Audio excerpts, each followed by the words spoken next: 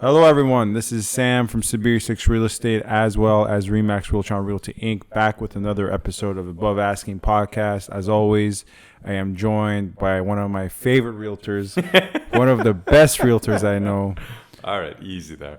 It's Ali with the Home Investors team, broker with Remax. What are you trying to flatter me for? Huh? It's been a while since I've seen you. Well, you went on a hiatus there. Yes, I went on a mini vacation. But we're back now. We're back with another episode. As always, you can find our contact information in the description box. Mm-hmm.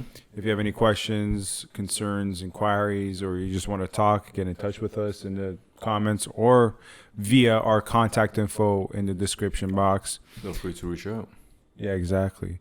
So, Ali, before you were telling me about how you actually did a deal recently. Yeah, and deal, you could say. Yeah, it was a condo that I had listed for one of my clients. He had fully renovated the property, and we had an offer presentation for it. And we was listed at $399. We brought it up to over $440, and then we had one condition. That was a status certificate, and I had pressed my client to get the status certificate, put a rush on it so we can have it before the offer presentation, so that we can share it with all of the potential buyers, and so that we can hopefully sell the property without any conditions. So we had about 8 offers, and out of those, the highest bidder had no conditions except for one, and that's a status certificate, which is understandable. However, I guess for some reason or another, they use the status certificate as an excuse to back out of the deal, which is actually, I don't want to say unlawful, but it's unethical for sure. Yes, that's what it is. What sometimes people do is they put multiple offers on several properties, right? Mm-hmm. Just so they can not lose out on one, have many casts in the sea to see which fish bites.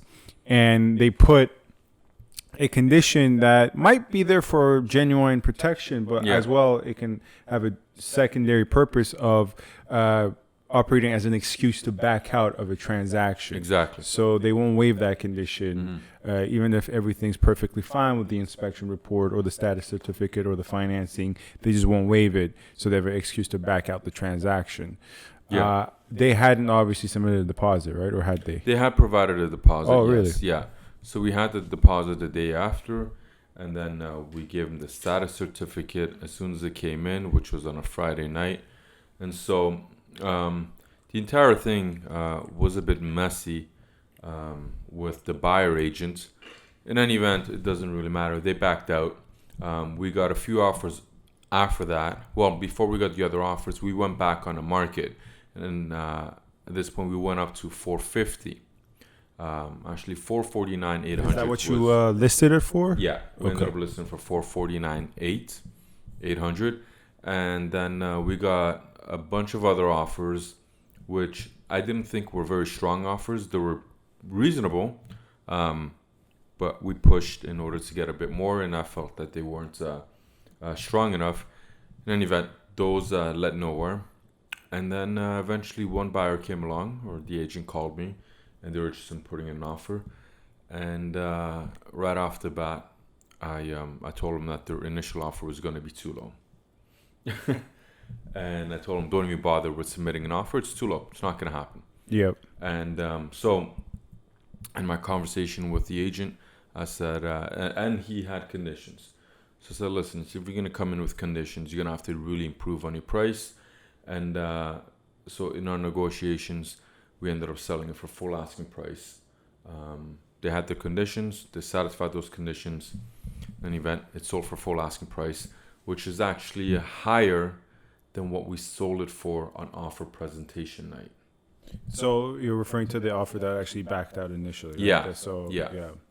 Sometimes, it's crazy. In this business, you're about to finish the transaction, you're about to do a deal, you think you've done right by your client and by yourself, and things fall through, and you're kind of disappointed. But in the end, if you know, once everything runs out, you realize, no, that was the best thing that can happen, because I not only did I end up getting a better deal for my clients, but, you know, obviously for yourself as well, right? Yeah. So that's actually happened to me several times, especially when I was newer in the industry, where I was on close to finishing a transaction, closing a deal, and it fell through, and I was disappointed. I was kind of bummed, but I stuck to it, and a better deal came by, a better offer came by, right? Amazing. And you know, not to say that happens all the time, but it can definitely occur if you work hard, if you stick to it. And yeah, that's the thing, sticking to it or trusting the process.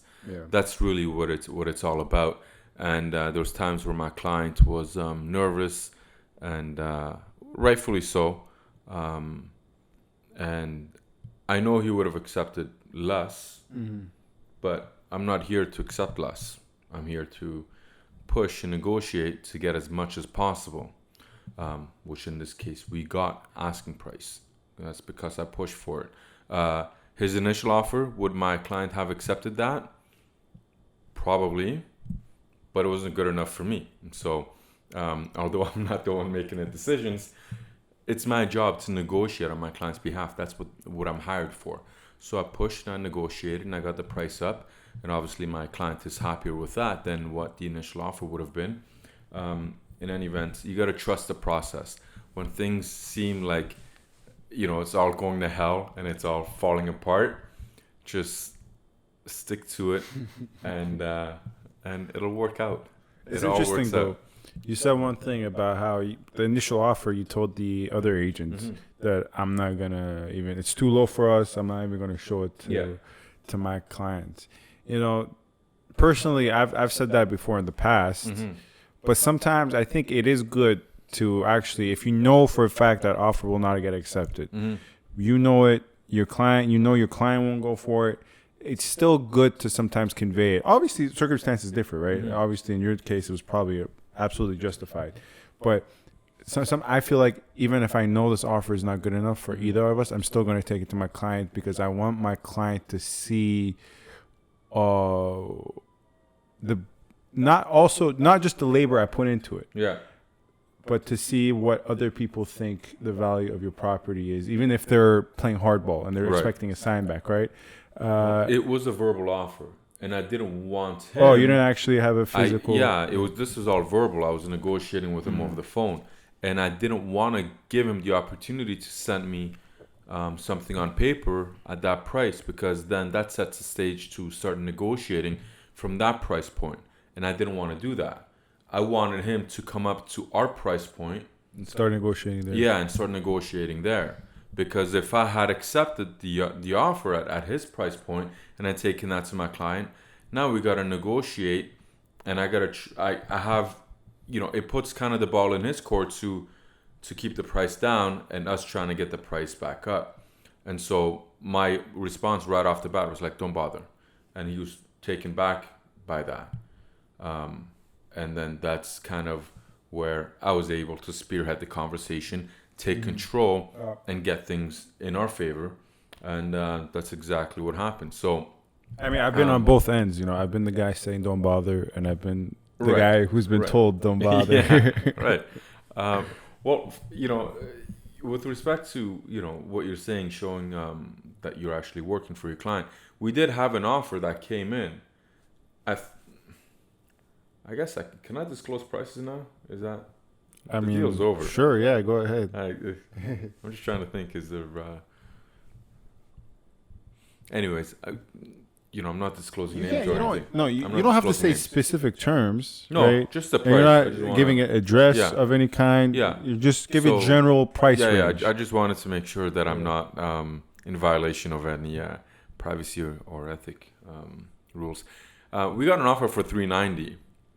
And it was so low that I was laughing. I was like, I don't even know what to say to this guy. Because you initially listed it for, you said it was listed at $450. No, before even the multiple presentation. Yeah. What was you listed again? It was listed at $399, but that was specifically lower, so you can make a lot. So exactly. Came in with $390. Came in at $390, and I was like, and I gotta explain this.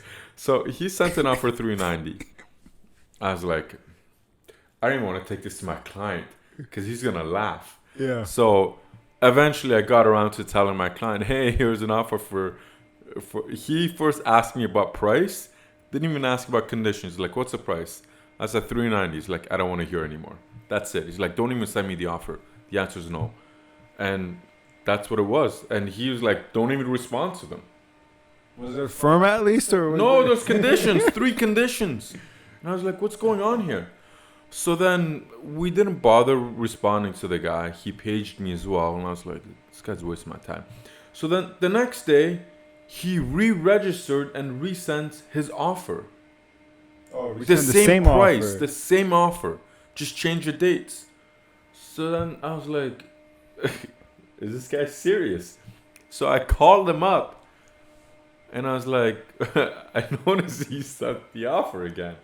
He's like, yeah, I know it's a bit low. I'm like, yeah, we can't respond to this. This is not even something, we're so far apart that it doesn't even make sense for us to respond. And so he's like, okay, I can go back to my client. I'm like, tell me a bit about your client. Well, she's pre-approved, and she works at his real estate office. Like, she's an admin staff. Oh. And I was like, then she should know a little bit better, and you as the agent should know better than to come in with an offer like this. In any event, he said he's going to work on his client. I told him that unless it's like in and around the price that we're listed at, not to bother. And I guess that's the end of that. He didn't bother. But it's yeah, I still, just to tell you, just on the note that he was saying, taking the offers to the clients, I still have to do that because that's part of my job. Present the offer, discuss it, and show my client that I'm still working on the property. Because you know what? Sometimes if you're working with a seller or even a landlord, they can misunderstand certain things if you're not on the same page with them. So if you're not bringing, I'm not using you, I'm saying you, the collective, meaning me, you, everyone.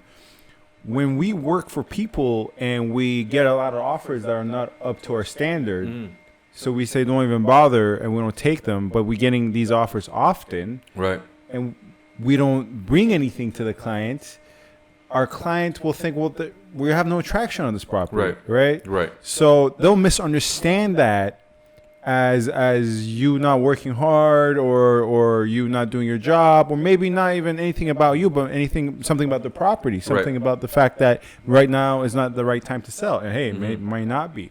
Point being, though, when you do bring those lesser offers, whether they're less by a great extent or less by a little bit, they will see that, yes, okay, it's not as if this guy's just sitting on his ass. Right. Only, because if you only do bring the good offers, those offers might come around once every 3 months, and it's just from the perspective of the seller, they're not seeing much traction. Right. So it's good to remind them that there is traction, but obviously, yes, certain times the offers are way too low, and Yeah, it's here's the thing, like, you gotta. I agree with you 100%. You have to communicate with your client, whether they're buyers or sellers. With respect to sellers, anytime I have a conversation with an agent that is discussing bringing in an offer or discussing the property and the price, it's a conversation I take back and I tell my client, listen, I had an inquiry, we talked about this and that. However, just because we had a conversation doesn't mean it's going to actually result in anything. So I just want to give you an update that, I've been having conversations, 1, 2, 3, or however, whenever they come along. I've had a conversation with this agent, they show the property, they're inquiring into this and that, and I'm keeping the lines of communication constantly open, and I'm communicating back with my client. So he knows that I'm working on it, and that, if there's traction or no traction, he's aware of what's happening, even with respect to the amount of showings and everything. Where was I going with this? However, it's also my job to kind of keep lowballers at bay and tell them that they really need to improve on their offer before they even actually submit an offer, because then otherwise I don't think I'm doing my job. I'm not the one that's deciding at the end of the day. It's not my decision to make, but it's certainly my job to negotiate and bring in the best offer that I can for my clients. So I agree with you. You got to keep the lines of communication open and constantly go back and relay any updates to the client as to what's happening with the property and showings and so forth. So, how has door knocking been? Door knocking's been pretty decent lately, actually. I've actually, I should have put that stuff here. You see the peppers over there? The what? The peppers? Yeah. Yeah. I was door knocking this morning, and I happened to come across this old Italian fella, and very friendly, very nice guy. And he was telling me about how he had a very long lot. He severed it, and then on the other side, they built a road, and that's where he built his house. And then where he used to live, on the other side of the lot, he sold that a few years ago, and then took me into his backyard. He's got a beautiful backyard and a garden. I was like, oh, that's a lot of tomatoes. Is that peppers? He's like, you like peppers? I'm like, I love peppers. So then he just started picking out peppers for me. So he gave me 3 kinds of peppers. He's like, one of them is mild, it's all right. Second one's hot. And the third one is like, this is your problem now. That's literally what he said. They're that spicy. So, so I got some peppers, which is great. I love peppers. But no, door knocking's been pretty decent. I've generated quite a few leads in the past week and a half. Some are interested this year, and some are interested in next year. And one of them, actually, we are doing a home evaluation this evening. So fantastic. Yeah, things are pretty good. That's good. What else? I'm trying to just think while you're away what else I've been up to. Door knocking. Oh, showings. I've been going out to Burlington and Milton for one of my clients, and he's pre-approved. However, he never wanted to waive his financing condition, so he's lost out on a few offers or offer presentations, and now he's starting to get to the point where he's like, okay, I need to remove this financing conditions from the offer. So he's gone and gotten a firm approval. I'm still thinking about the peppers, because I find the idea, and I'm not saying this is reality, right? I find the idea of you going around door knocking as we do, as salespeople. Right. But someone pushes their peppers on you and tries to, how do you know this guy doesn't have a pepper farm and he's trying to, prospect you, Hey, you know what? It's a counter prospect. I haven't had them yet. I literally got them this afternoon. So they look if they're good peppers, I'll go back and I'll be like, listen, I'll buy the peppers off you. Yeah. They're fresh peppers in his backyard, so I'm certain that they're organic. But it's a connection I now have with this homeowner that's actually looking. He's thinking of selling in a couple of years. He's getting a bit up there. He's got a big 4,000 square foot house, just him and his wife, and he knows it's too big for them. So he's thinking about moving up north into a bungalow, but essentially the time will come, and he's gonna remember that he gave me peppers. That's true. And I'm gonna have. I'm gonna eat them and then report back and maybe. If I were you, I would use those peppers to make salsa for him. That's exactly what I was thinking. I'm gonna look up some recipes for salsa. I'm gonna make some salsa and take it back to him, and also thank him, obviously, as I already have, and then also let him know how spicy his peppers are, if they are that spicy. I eat a lot of spicy food, so I've never been given peppers while door knocking. What have you been given? A Canadian flag once. A Canadian flag? Yeah, okay. It was pretty weird. For a Persian guy? No, it was a Canadian woman, I assume. For all I know, she might be I actually know for a fact she's Canadian. But was it Canada Day? No, it was not Canada Day. I just, went and I talked about it because she has this big flag on her property. And, I'm like, oh, yeah, I used to see this flag all the time and blah, blah, blah. I actually did. I wasn't bullshitting. Like, it's just a mainstay of that neighborhood. So. You lived in that? Yeah, I used to live in that. Yeah. So I'm like, oh, that's cool. And she's like, I have a box of them. Do you want one? So I can't quite make salsa with a Canadian flag. It wouldn't be a good recipe. But, I was just, because I was far away from my car. You kind of park. When you do door knocking, you park, and then you're like, I'll go 30 houses, and then I'll walk back to my car and drive a little bit further up the street. I don't know, is that that's how I do it. I will pick a street. I'll park on one end of the street. You'll just loop it? I'll knock the entire street. Until you get back to it. Yeah, okay. So this street was a bit too long for that. Yeah. So I'm like, okay, I'll park here. I'll do 30. And I have envelopes, right? I can't take a bunch of envelopes in my hand. I have to take enough where I can fit a few in my back pocket, a few in my hands. So I'm like, I'll walk back. But now I have this Canadian flag. So I have my envelopes, my Canadian flag. And I'm thinking, okay, should I walk all the way back to my car and then finish these houses? Or should I just finish these houses with a Canadian flag? So I had no choice. I just put a Canadian flag in my back pocket. And I was walking around, door knocking, and that's that. You know what you should do? Take a picture of you and that Canadian flag, and then go back. Be like, hey, remember this? You gave it to me. I still have it.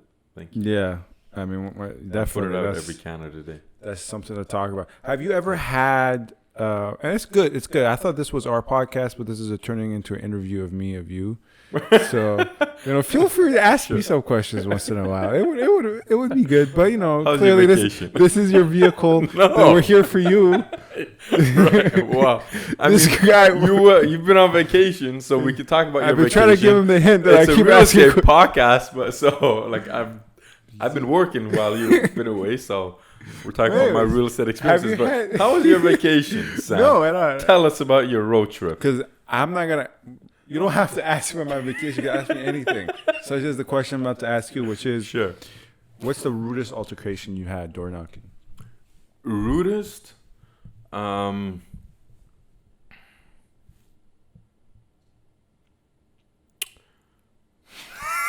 jeez. There's been a few. I didn't think it was going to be this deep of a question. No, yeah. I'm thinking of conversations that I've had that didn't go well. I can't think of any of those. What do you mean didn't go well? Like, you didn't... the person was just kind of rude or just... Oh, yeah, okay.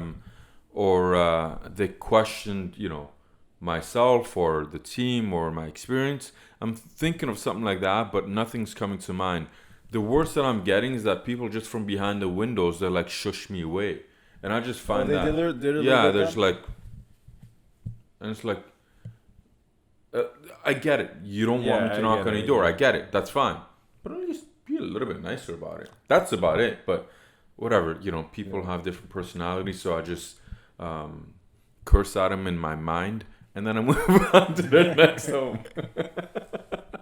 No, I do sometimes curse them in my mind. I'm not gonna lie. Yeah. But that's pretty much what's coming off the top of my head. Actually, yesterday, a lady, I was walking, and just as I stepped foot on her driveway, she said, "Go away." And I was From where?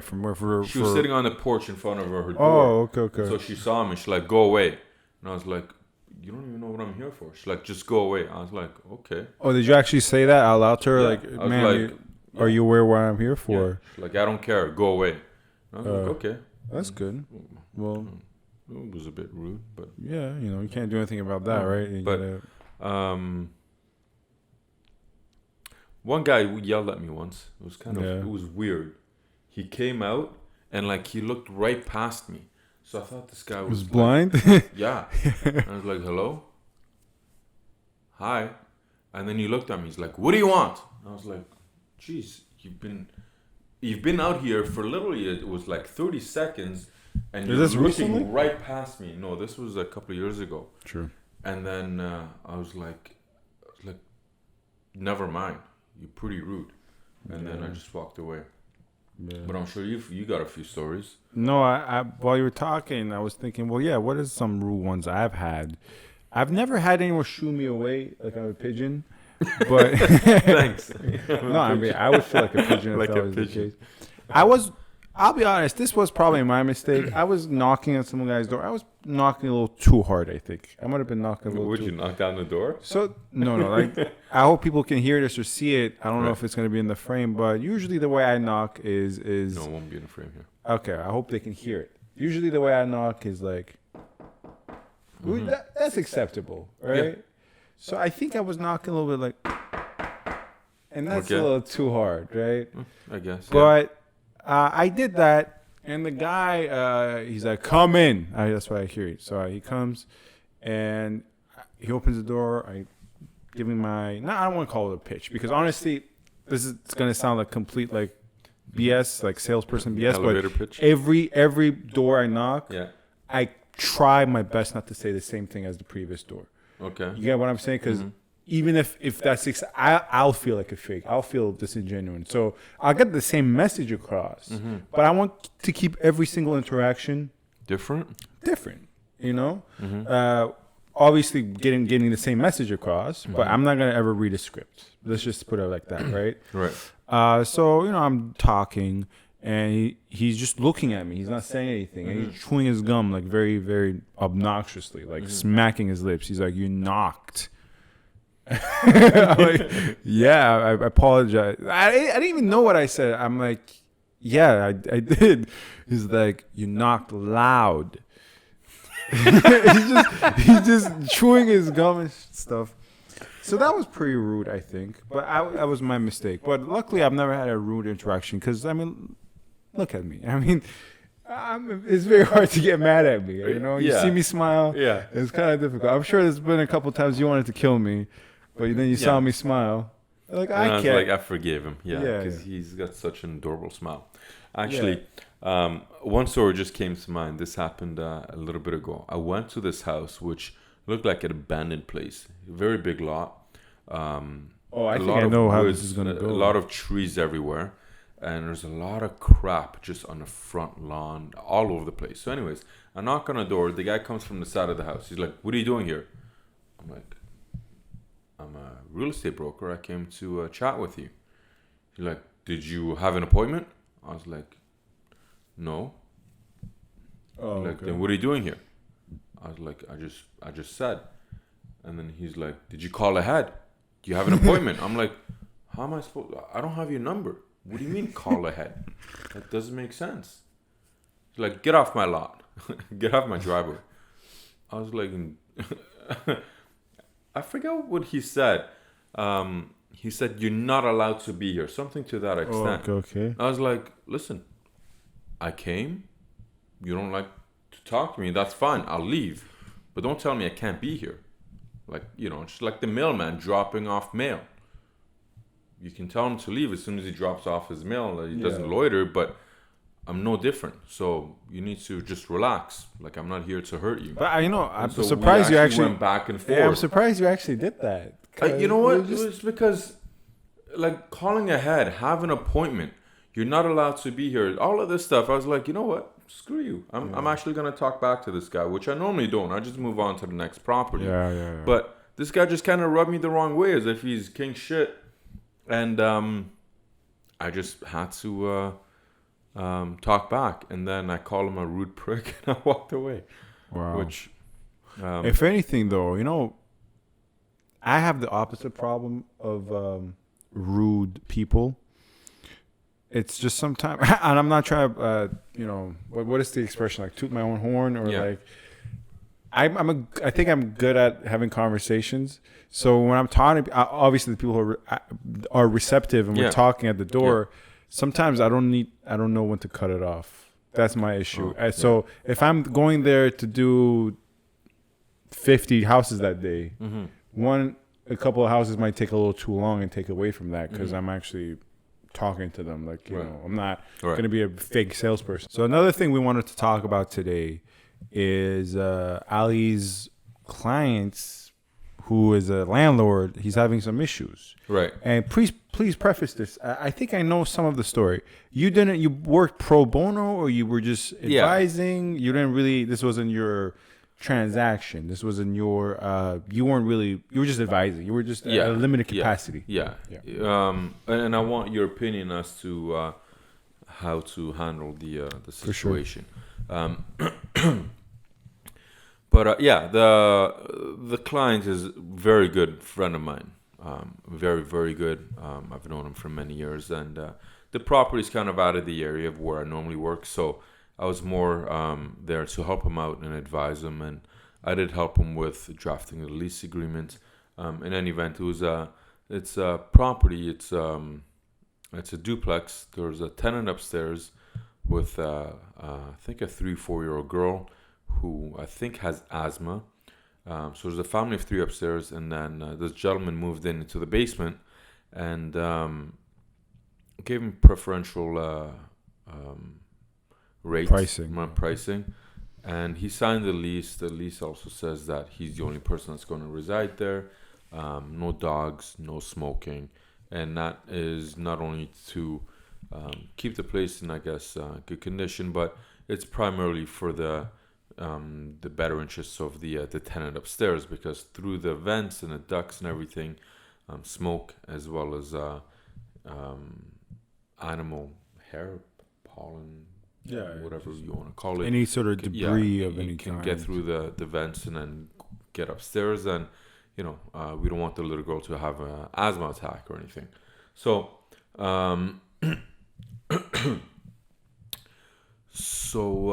what ended up happening is he's got a girlfriend who was not on the lease, and she was not intended on moving in, but it appears that she has subsequently I guess not officially moved in, but she's sleeping there like 5-6 times a week, and that's pretty much moved in, I would say. Like, I don't care where if your it was is, but 3 nights a week, 4 nights maybe, but like 5-6, even 4, that's like you're half moved in. You got clothes there for sure. You have toiletries there. You've probably brought some of your personal belongings as well. So in any event, like, I mean, she says that she leaves every time he leaves. Well, that's like 9 to 5. He's going to work. You leave. I guess you also have work, and then you come back in the evening and you spend the night. Like, people have addresses all over, but then they reside in one property. So is she getting mail there? We don't know yet. But that's interesting. We'll try and find out. So he's saying she doesn't live there because that's not her legal address, but she's spending 5-6 times a week there. And so we're saying, yeah, she is living here. She's using up the hydro, the gas, the water, and she's spending the night. And apparently she's moved in her dog as well. So like, now if your dog is living in a property with you, then you've pretty much moved in. Yeah. So the landlord has said you need to pony up another $200 for rent and pay the proportionate share of utilities. So he's agreed to pay the proportionate share of utilities, but still refuses to pay the extra $200 because, according to him, she hasn't moved in. But by the sheer can I just stop you here quickly? Sure. So I'm assuming like most arrangements where it's a detached or semi, whatever it is, a two-story. It's a two-story property, right? Yeah. And it's more of a side split. The upper is paying 2/3 of the utilities down as 1/3, right? Is that because that's the typical standard arrangement? So it's the upstairs, because there's 3 people, they're paying 3/4 and he's paying 1/4. So we're doing it proportionate to the number of people living in the property. Okay, I see. So because now she's moved in, it would be divided by 5. They would do it per head. You guys are not doing it per head. Yeah. Because I usually do it per. I don't even know what to call it, but it's downstairs is 1/3, upstairs is 2/3. That's because generally what naturally, you're not gonna have more people downstairs than upstairs. No, but the downstairs is pretty big in space as well. So yeah, but no matter how big the basement is, you're always gonna house more people in the upper. Yeah, unless everything's on the up and up, that is right. So insofar as I know, you can't really increase rent during the contract year, right? There's a legal amount by which the landlord can increase the rent, obviously, for a recurring or incumbent tenant, right? We all know that legal amount changes every year. And for whatever, if it's vacated, he can charge however much he wants. But during the contract year, amidst the duration of the contract, insofar as I know, unfortunately, I would say that your landlord does not have good grounds to kind of increase the rents. Right. So I get what you're saying. The thing is that we gave him a preferential rate because he's one person. Because we could have easily rented that property out For hire. to a couple for probably $1,200 easily. So he came by himself, and so we worked out a deal for him, and he got a preferential rate. Now that his girlfriend's moved in, that's why the landlord's going back and saying, well, now you're a couple, so the rent's $1,200. No, I understand the logic of it, but I don't I get what you're saying. He can, according to the Residential Tenancies Act. Right. So then the girlfriend is not allowed to. We're saying if she's gonna spend 5-6 times a week at the property, you got to pony up on rents. And if she's not, then she can't stay any more than 2 nights a week, because otherwise she's moved in, right? And we have neighbors. Like, my client has owned this property for well over 10 years. He knows all of the neighbors everywhere. Like, across the street next to him, he's on a corner, but he knows, the neighbors 4 or 5 houses down this way. Across the street, he knows, the 10 houses to each direction. So he keeps in touch with them, and they're all saying, yeah, there's, another person, and she's brought in a dog as well. And so that's why we're saying this isn't right. You have a dog, the person upstairs, their daughter has asthma. This is not going to work out. You can't just bring in anyone you want and then say they're not living there because their legal address is somewhere else, but they're spending 6 days a week at the house. So that's kind of his position on it. And we got to work something out, but the sheer fact that the dog is there, that's already an issue. So we have grounds to ask them to leave if they don't remove their dog, and we figure out something with his girlfriend. But if they both plan on staying there, then you have to go. I think the dog is where your landlord will have the most legal ground to actually file for an eviction. Because, in terms of price, I think he's kind of fucked. Yeah. Putting it nicely. I agree with you, and those were my thoughts as well. But in any event, he's gonna try and push for it and see what happens, right? But the dog can't stay. The dog just hands down can't stay, which means that the girl's got to go too. This happened to me once, actually. Yeah. Where we were renting out this property for about $26.50, just the upper, $2,600, and I wasn't working pro bono like you were. I was working for my clients, and we brought in some tenants. I brought in some tenants. And no, because it's. If I can, I like the double ends. But of course, why not? If you can. Anyways, apologies for the technical difficulties. Yeah. I brought in tenants, and these tenants, perfectly fine tenants, honestly paid out all the time. The utilities paid out all the time, but they flew in their girlfriends from India, and the girlfriends came to stay with them. The issue was that obviously we were not aware of this until until I was just driving past the property and I saw an extra 10 cars in the driveway. Yeah.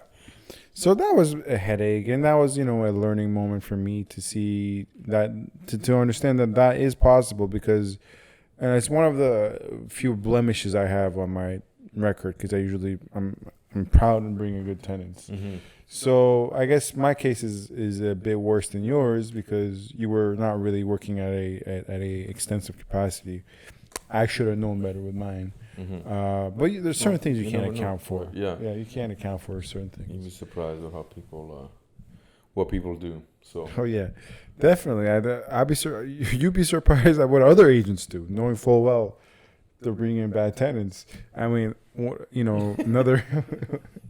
What's funny?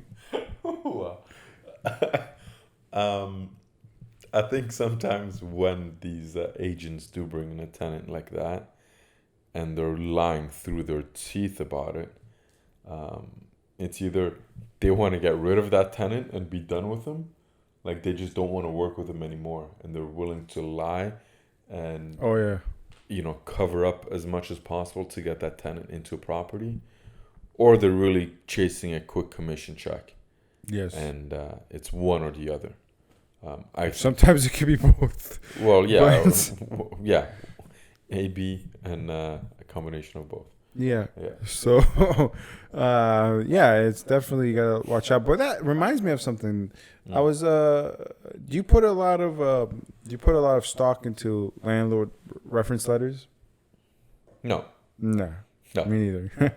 And you shouldn't, because same as you said, how agents want to get rid of their tenants. So do former landlords. So do landlords, and they'll say whatever they can to get Yeah. rid of her. Yeah, to get rid of their previous tenant. If that tenant is from hell, hasn't paid rent, left the place like a dump, then the landlord is motivated to get that person out of their property.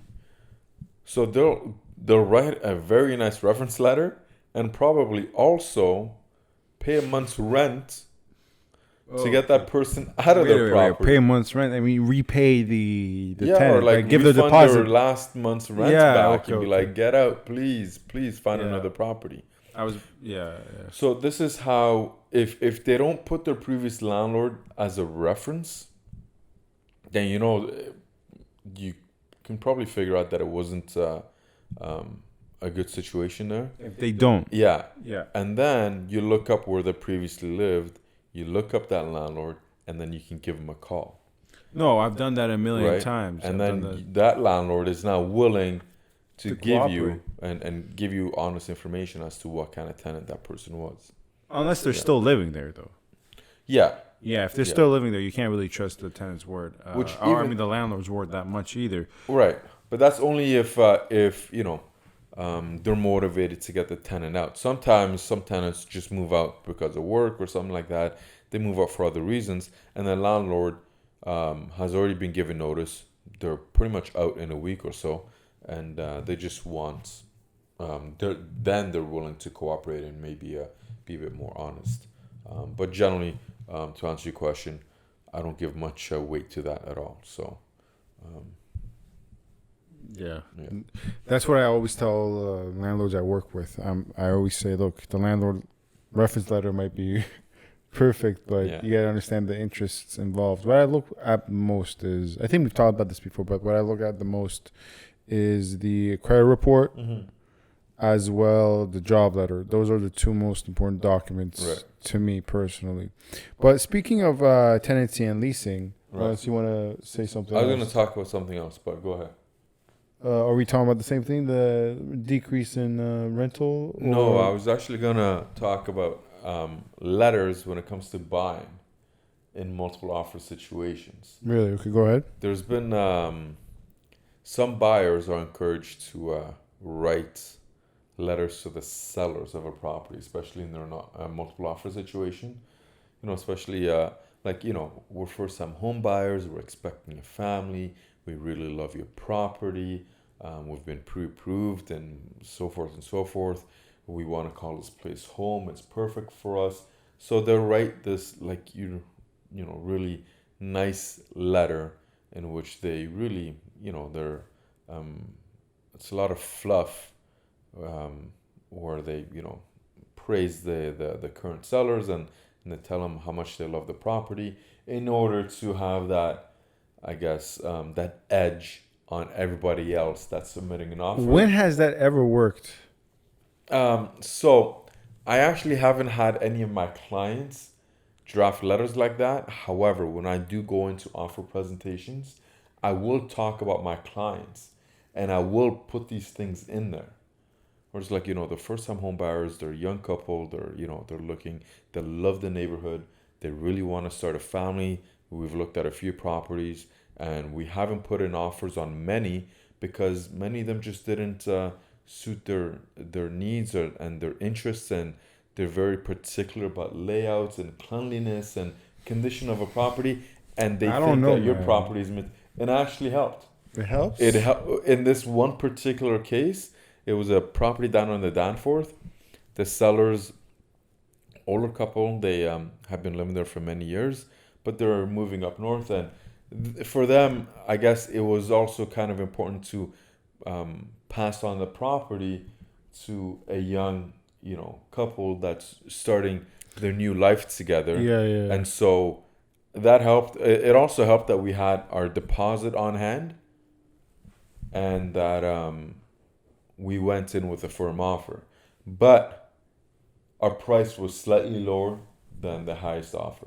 So you actually, well, how do you know that for a fact? Well, I don't know that for a fact, but the agent did say, listen. The agents say a lot of shit. Once the transaction's over, a lot of agents say a lot of shit. This was said before the transaction. They said, we want you to improve on your offer, come up a little bit more. We went up $5,000. It's like, this is our max. We have a deposit on hand, and we're the only time I can personally see you going for a lower priced offer is honestly if there's a firm offer. Like, right. I would. Well, ours was firm. That's what I mean. That's probably what it was. I don't know if the other offer was firm. This was an offer presentation. Maybe not. You're right. Maybe it wasn't, or maybe they didn't have a deposit on hand. Maybe it was a firm offer, but there may be like $5,000 more, maybe $10,000 more, but the deposit was not in hand. And honestly, it does make a difference. Deposit on hand, yes. Overnight, that makes a difference. Overnight, somebody might, think about it and then talk themselves out of buying that property, and then they don't deliver the deposit check the next day. So what happens? You can't really hold the buyer to that. But when there's an offer there and the deposit on hand, you're pretty much submitting that deposit to the listing agent on offer night. And so it doesn't surprise me. Like, I actually believe the agent when he said that our offer was a bit lower than the highest offer, but it was a firm deal. But I think it's the fact that you had deposit at hand and Wheels was firm, not because you're like, oh, my clients love it. No, but they did, like, they invited us in afterwards and we had champagne with them.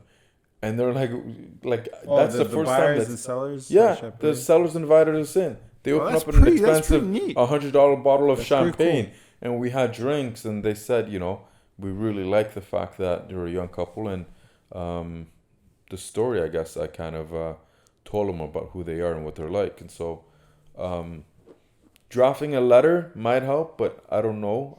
As a listing agent, I wouldn't put much weight on it. But on the buying side, sometimes I do, and it works. Yeah. I guess you haven't had much experience with that. So are my buyers meeting the sellers and having champagne?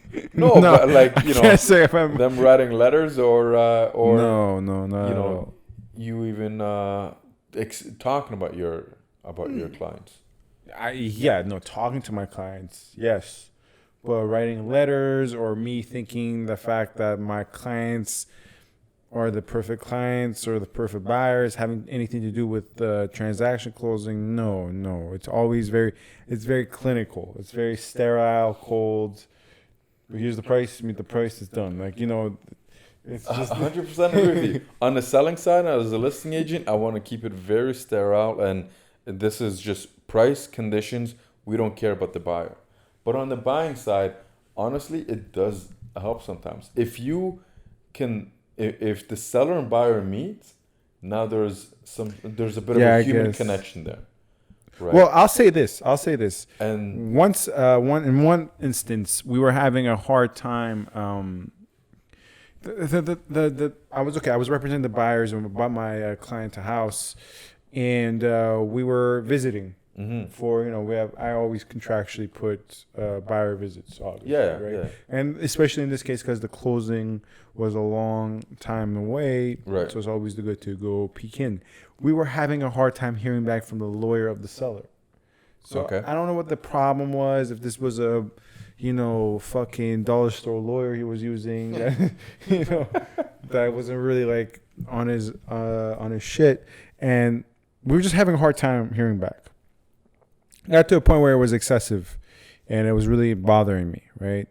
Have you had that problem before, where your buyer's lawyers are not hearing back from the seller's lawyer? There's been a few cases, but I didn't really get too involved. You didn't really sweat it? No, because they figure it out in the end. Like, they have to communicate at some point before closing. Yeah. And it was weighing heavy. I just want everything to be done, right? Yeah. So we went and we went on the buyer visit, the seller was there, and the buyer and the seller started talking a bit, and next day everything was solved. You know, I think now I'm saying yes. When they meet, that I have experience where if some stuff is slow on the seller side, they meet, they talk, they have some rapport. Then the seller's like, oh, these are really good people. I'm happy I can sell it for the right price. Let me call my lawyer, urge him to move his ass a bit, right? So yes, I've had that, but I've never had where they meet and they're like, you know what, I'm gonna give it to you for 10,000 less. No, like I don't expect anyone to do that, and that wasn't necessarily the goal. That just because they know a bit about my clients, that they're now willing to I'm drop just the joking. price I don't lower. think you ever said that. I'm joking. But I just find that sometimes when I do talk about my buyers, I help. It helps. It paints them a picture as to whom they're selling to. I'm surprised you're saying, of all the people in my life that I would ever say this, you would be like the next person next to last. You wouldn't be last. You would be the person, because if you know this guy, you're very just on your, on your, just kind of dotting your T's and crossing your or whatever. Sorry, dotting your I's and crossing your T's. Yes. It's just you're very sterile and cold when it comes to business. Right. Like, I can just see you. I can see another buyer, another agent talking to you about their buyers. You'll be like, okay, that's cool. Okay, what's your price? Like, I'm surprised you're spouting this. You gotta do what you gotta do to help your clients, man. But that doesn't help. It does. It doesn't. There's no way that helps. I've been holding back. There's no way you talking about your buyer. I'm telling you, it has to do with the fact that it was firm. You had the check there. You're persuasive, not the fact that you're just like, oh, these guys are young. But here's maybe the thing. In that you case, have to kind they're of older people. But that's the thing, right? Like, I mean, when I go in, I look at the people, and I don't just go right into the it's sales. Keep in mind, at the end of the day, we're selling, right? It's part of sales. Are you selling? Yes, I am selling. Do you think I'm selling the sellers on my buyers? That it's not just about price. Like, this is something I try and get into their head. If I'm on a selling side, in my opinion, I don't look at. I'm selling. If I'm on a seller on our offer, I don't ever think of it. I'm selling the seller on our where's buyers. the offer coming from? From your buyers. Here's the thing. Sometimes some sellers don't want to sell to the highest bidder that's coming in from overseas. Some sellers actually despise that. They hate the fact that somebody from overseas that has buckets of money is now coming and buying this property and never living in it or renting it out, or they're just gonna demolish it. Yeah, demolish it or leave it vacant. I know for a fact some people don't want to sell it to builders. Exactly. I know that. I was door knocking in this one neighborhood. One of the homes had been torn down and they're building this monster big house. And the homeowner that I was talking to says she hates it, and that all of the neighbors got into a pact to never sell to a builder because they don't want that to happen to the street. That's a true occurrence. Yeah. It's just about kind of feeling out who the sellers are. And like I said, on the selling side, as soon as that person, you let them do their pitch, or sometimes I might cut them off and be like, okay, thanks for your story. Let's get to the offer. And I keep it sterile because I'm just trying to get the highest price, right? On the selling side, on the listing side, that's totally my approach. But on the buyer side, you got to try and soften them up. You got to sell them, in my opinion, on your offer. Sell them on your buyers. Sometimes they don't care. You can talk all you want, and in one ear, out the other.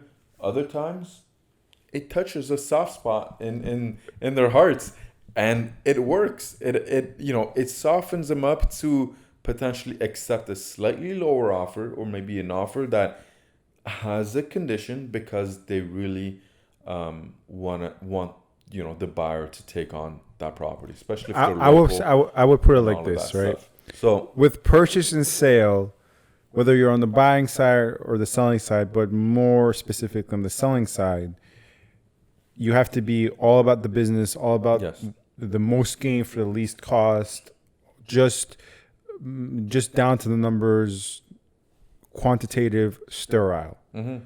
In leasing, you sell your tenants because it's a relationship. You're entering them into almost like a marriage it's a can't speak to it. Contractual relationship right. that you're entering your tenants or your landlord into with another party for a year or 2 years. So for purchase and sale, it's different. Purchase and sale, be sterile. Leasing, be fertile. That's You're so evil. what do you mean? Be fertile. What's wrong with being fertile? Fertile or Yeah. sterile? No, purchase and sale, be sterile. For leasing, be fertile.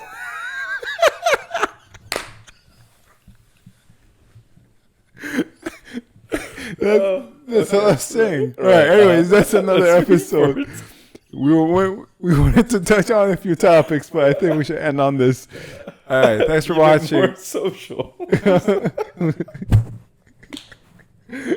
We're gonna end on this. Don't forget. Be sterile and leasing be fertile with Don't your listen tenants. to him. Be fertile with your tenants. Anyway. Be fertile with your tenants. Yeah. Yes. Let that blossom into a beautiful relationship. But, Or you can find our contact info in the description. Hey, man, I do my things my way. And it works, but you do things your way, and it works too. It works perfectly. They both fine. work. They work. Right? Let's be honest. You gotta look at the. Most often, you're sterile like me. Yeah, absolutely. Yes. But once again, you gotta assess the situation, and in that situation, you know, they're an elderly couple. They were Canadian. And I was like, you know what? I think that they probably would prefer to sell to locals, other Canadians, and so I went in from that angle. Yeah. And I'm not saying that it was only that did the trick, but I think it certainly helped. So the old couple was fertile. Is that what you're trying to say? They were fertile, yes. That's good. Maybe not physically, but their hearts were fertile. All right, but I'm just saying their hearts. The hearts were not dried up. it was ready to go. It was moist. Yeah. Okay, it was abundant. Anyways, thanks for watching. Thanks for your time. Bye. Bye.